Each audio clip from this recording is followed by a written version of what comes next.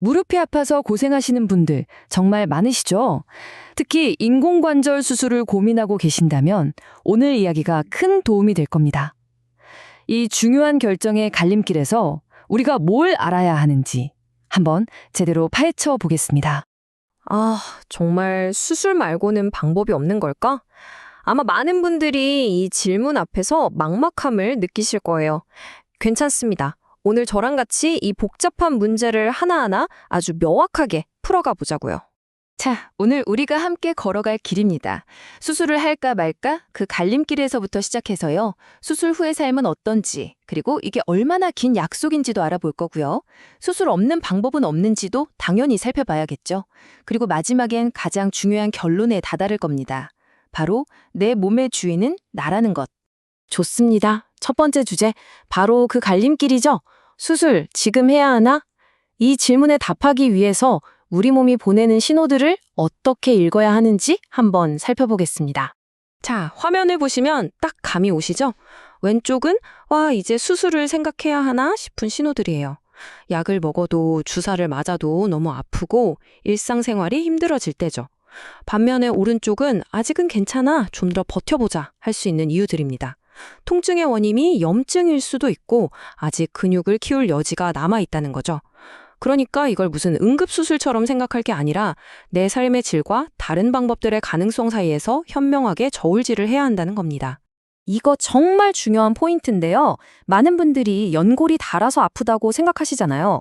근데 사실 연골 자체에는 신경이 없어서 통증을 못 느껴요. 진짜 범인은 뭐냐? 바로 염증입니다. 닳아 없어진 연골 조각들이 주변을 자극해서 염증을 일으키고 또 근육이 약해지니까 인대가 막 비명을 지르는 거죠. 이 말은 뭐냐면 연골이 좀 닳았다고 절망할 게 아니라는 거예요. 염증을 잘 다스리고 근육만 튼튼하게 만들어주면 통증을 확 줄일 수 있다는 희망적인 이야기입니다. 자, 이제 다음 단계로 넘어가 보죠.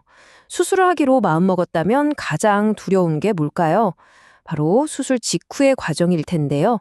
그 오해와 진실을 한번 들여다보겠습니다. 예전처럼 무작정 고통을 참는 시대는 지났습니다. 요즘은 이렇게나 체계적으로 통증을 관리해요. 1단계 척추 마취로 시작해서 수술 부위에 직접 놓는 칵테일 주사, 그리고 환자 스스로 조절하는 통증 조절 장치의 패치까지. 그래도 아프면 바로 구조주사가 들어갑니다. 이 정도로 겹겹이 방어막을 치는 거죠. 막연한 두려움을 가질 필요가 없다는 뜻입니다.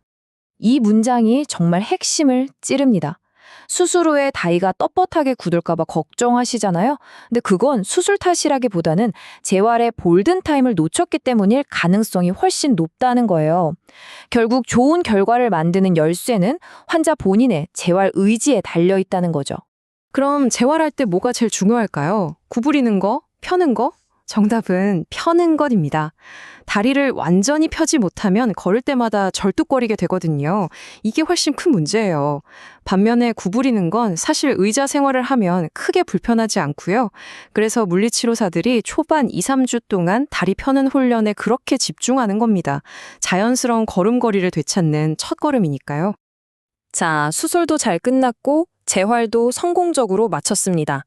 그럼 이제 끝일까요? 아니죠. 지금부터는 수십 년을 내다보는 장기적인 관리가 필요합니다.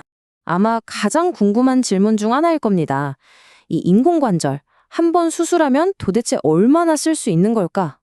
다행히도 이 질문에 대한 답은 기술이 발전하면서 점점 더 긍정적으로 바뀌고 있어요.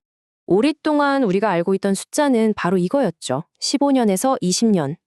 그래서 다들 한 번 하면 언젠가 또 해야 하는구나 생각했고 첫 수술을 최대한 늦추려고 했던 거고요.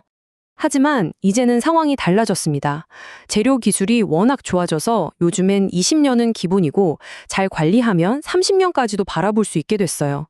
이게 무슨 뜻이겠어요?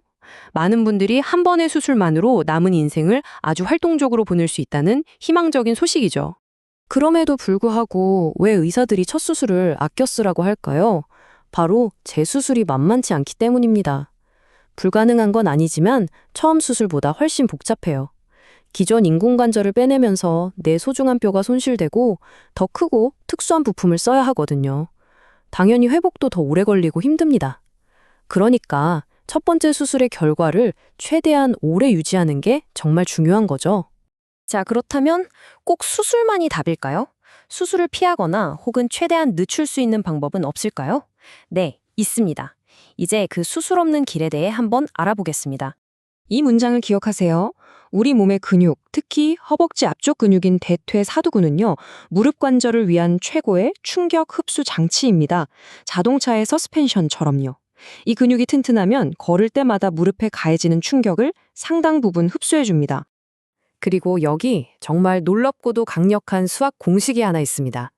자, 만약 여러분이 체중을 딱 1kg 뺐다고 상상해 보세요. 그럼 우리 무릎이 느끼는 부담은 얼마나 줄어들까요? 무려 4배, 4kg이 줄어듭니다. 정말 놀랍지 않나요? 걷거나 계단을 오를 땐 이 효과가 더 커져요. 아주 작은 체중 감량만으로도 무릎에게는 엄청난 선물이 되는 셈이죠. 정리해 볼까요? 여러분의 비수술적 도구 상자에는 이런 것들이 들어 있습니다. 첫째, 허벅지 근육을 키워서 무릎에 방패를 만들어주는 것. 둘째, 수영이나 자전거처럼 무릎에 부담이 덜 가는 운동을 꾸준히 하는 것. 셋째, 체중을 조금만 줄여도 통증이 절반으로 줄 수 있다는 사실을 기억하는 것. 그리고 마지막으로 염증을 줄이는 식습관을 갖는 것. 이 4가지만 잘 지켜도 수술 없이 훨씬 더 건강한 무릎을 유지할 수 있습니다. 자, 이렇게 수술을 하는 길과 하지 않는 길, 양쪽을 모두 살펴봤습니다. 이제 이 모든 정보를 가지고 우리는 가장 중요한 마지막 단계에 이르렀습니다. 결국 이 모든 결정의 중심에는 바로 나 자신이 있어야 합니다. 의사의 전문적인 조언도 중요하고 가족들의 지지도 큰 힘이 되죠. 하지만 마지막에 도장을 찍는 사람은 바로 나여야 합니다. 왜냐하면 그 힘든 재활 과정을 견뎌내고 그 결과와 평생을 함께 살아갈 사람은 다른 누구도 아닌 바로 나 자신이니까요. 기억하세요. 이 모든 과정의 목표는 단순히 망가진 부품을 교체하는 게 아닙니다. 내가 원하는 삶, 내가 걷고 싶은 길을 다시 걸을 수 있게 되는 것. 그게 진짜 목표입니다. 과연 어떤 선택이 당신을 그 길로 가장 잘 안내할 수 있을지, 오늘 이 이야기들이 현명한 결정을 내리는 데에 작은 도움이 되었으면 좋겠습니다.